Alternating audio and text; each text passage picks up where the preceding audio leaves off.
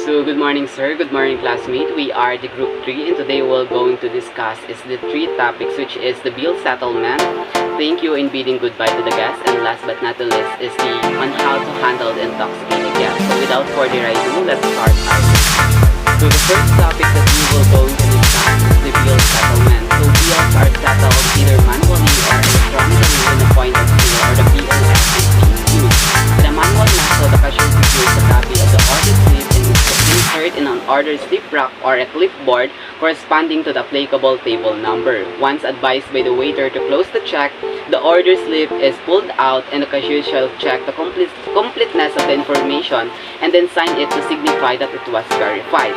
If POS or the point of sale is being used, orders are electronically posted and printed from the POS machine or the point of sale machine. So the waiter, upon receiving the bill, shall first is check the table number and review the figures first before presenting it to the customer. In a table with a group of customers, find out if only one bill or individual bills will be made.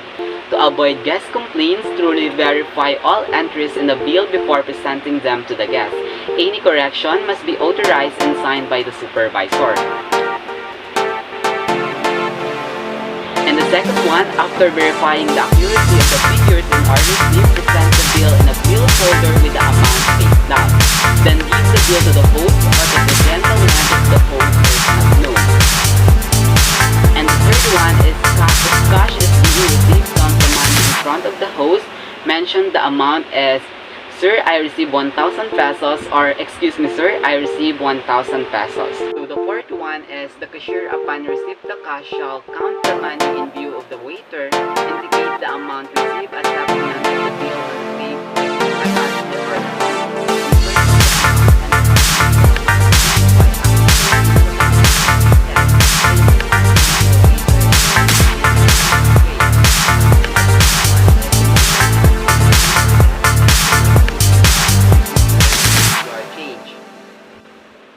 And the sixth one, if the guest opts to pay the credit card, the waiter shall endorse the card to the cashier for the proper verification. Mention to the customer the card that is being received. "Sir, I received a City Card Mastercard," or "Excuse me, sir, excuse me, ma'am, I received."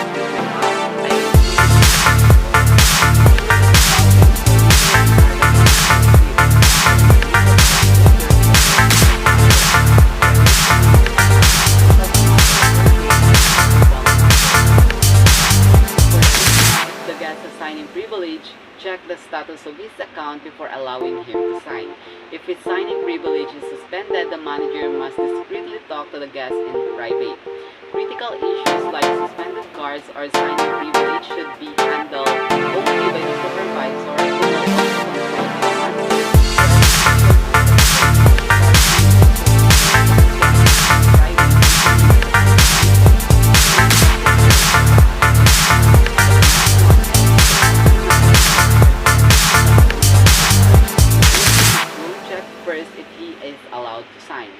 Some guest accounts are placed in cash basis, in which case the guest is not authorized to sign. If the guest insists, the manager must secure clearance or approval from the accounting credit office before allowing the guest to sign for the charges. Bills of the guest which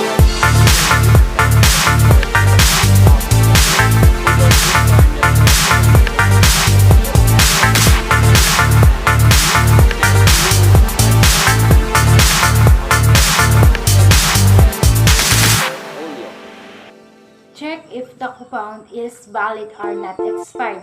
So dito, mahalaga nating i-check ang coupon kung valid ba ito or not expired. Because the coupon, it gives us a promo codes are a great way for the business to encourage customers for new products.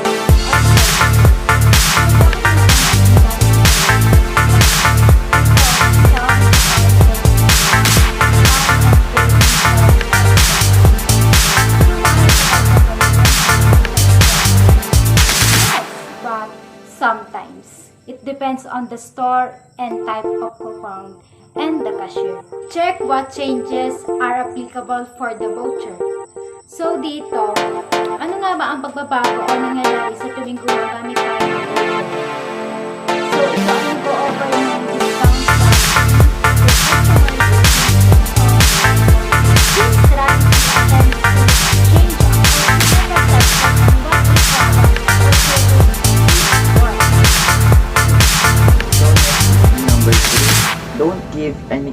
for a gift certificate and coupon.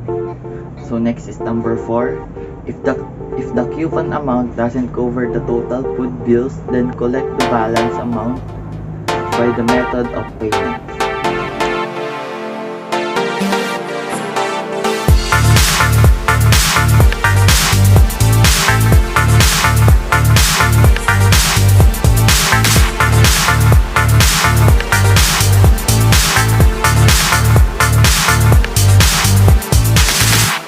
Ingatan kagaya ng pag-iingat po natin sa ating mga pera. So the next one is thanking the guest and bidding goodbye. First is once the bill is settled, give back the change if any in a change tray as you say, excuse me ma'am, excuse me sir, here's your change. The second one is when the guests start to depart from their tables, be alert in bidding them goodbye and thank them for their participation. Invite them to come again. Thank you ma'am, thank you sir for being with us. We look forward to see you for your next business. So for the closing the restaurant for service, upon closing the waiter or the captain waiter on duty has to check if all areas as well as the valuables, fixtures and equipment are secured and cleared of all mess and eyesores. Before closing time, the captain shall give servers instruction for the last call of orders, usually 30 minutes before the closing time. The second one is to strictly inform customer of last call of orders and say, would you like to make your last order before we close? Would you like to make your last orders before we close? So for the guidelines, the restaurant shall close on the designated closing time unless an extension is necessary for some valid reasons. The second one is as a fire protection measure, all electrical equipment and appliances shall be switched off before leaving or the closing area. The third one is leftover foods that are still safe for consumption shall be stored in their appropriate cold storage and spoiled ones should be properly disposed. And the fourth one is all used equipment and supplies shall be returned or stored in their proper storage area upon the closing time. And the fifth one is the full dining must be fully clean and clear the mess and the clutters. And the floor must be swept and mopped and the garbage should be disposed. So the sixth one is service staff shall locate and account for the missing cutleries, glasses, and utility items. Loss and damage wares and equipment shall be recorded in the damage and losses report form noted by the duty captain. The seventh one is soil waste, glasses, cutleries shall be turned over to the dishwashing area for washing and sanitizing. The eighth one is closing the inventory shall be done for the consumable in the bar and also for the other merchandise. Closing inventory variant shall be accounted for. The ninth one is check all the furniture items for defects, stains, and scratches. Report any to the duty captain for him allowed to log down. The 10th one is all keys shall be properly endorsed to the captain who will ensure their safekeeping upon closing. And the next one is all working desks shall be cleared out of files and documents, especially the confidential files which shall be kept in the filing cabinet. The next one is important instruction and endorsement shall be logged down in the logbook. The next one is before leaving the outlet, duty captain shall make a walk through the whole area to ensure that all closing activities are truly accomplished. And the fourth one is the outgoing service personnel are required to time out before leaving the area. And the next one is all required reports shall be accomplished before closing. Example of that is cashier report bar and merchandise inventory loss and damage report, spoilage report, misconduct report, and also critical incident report.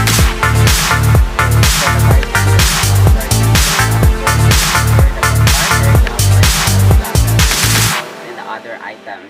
The second one is empty remaining contents of bottles and place them in the appropriate racks or the containers. The third one is dispose garbage, segregate wet garbage from the dry garbage. The fourth one is wash and clean all glasses and accessories, wipe them dry and wrap them in wraps. The fifth one is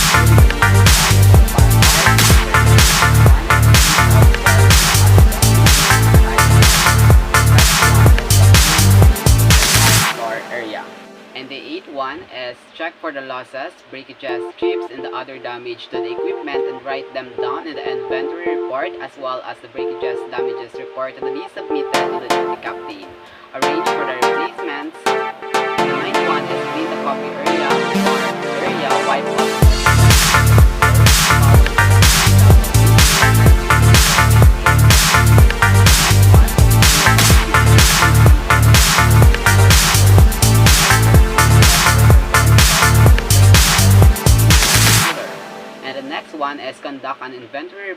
of the bar beverage supplies, reconcile with cashier reports or sales of drinks and other beverages. And the next one is log down advice by duty captain of all stocks and requiring reorder. And last but not least, price endorsements. So, number 1 is prepare the bill and receive payment from the last customer. Dapat laging handa ang ating bill para po pag magbabayad or katawag ng customer is ibibigay na lang po natin ang kanilang receipt. Second is conduct the cash count upon the instruction of the duty captain. And yung ibabayad po nila, dapat po ay lagi po nating i-check kung tama po ba or labis or kulang. Endorse cash sales to the cash custodian. And generate sales report for the day from the POS and post automatic copy to the accounting office. So, need po natin siyang i-report from day to day para din po ma-post na siya sa ating accounting office. So, number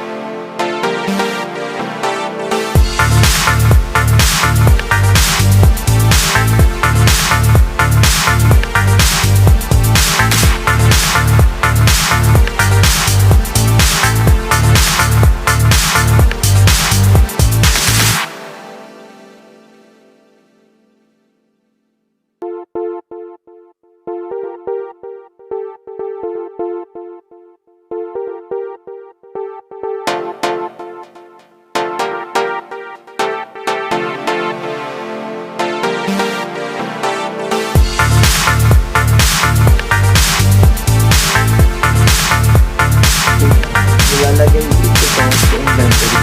Through this report, madaling maagapan at matutulosan ang mga problema. Next is the number 16. Accomplished report shall be submitted upon opening the outlet or the in the next day. Dito naman is it must be submitted on the head or yung mas nakakataas as early as possible.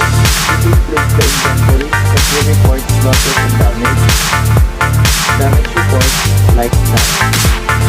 So last is do last minute instruction or endorsement for the following day.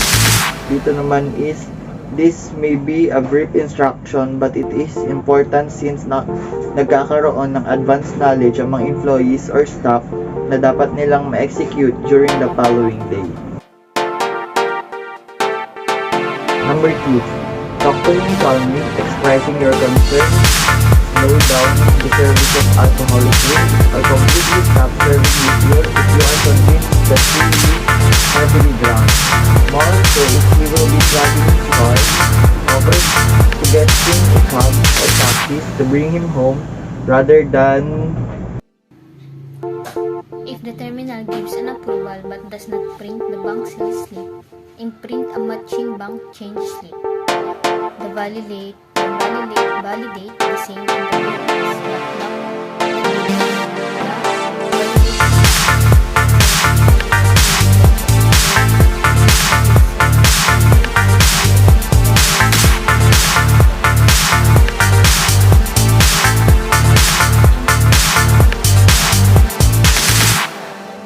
slip.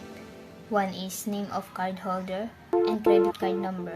2 is expiration date of the card. 3 total amount of purchase, and 4 approval number. The deposit slip works as a proof for the bank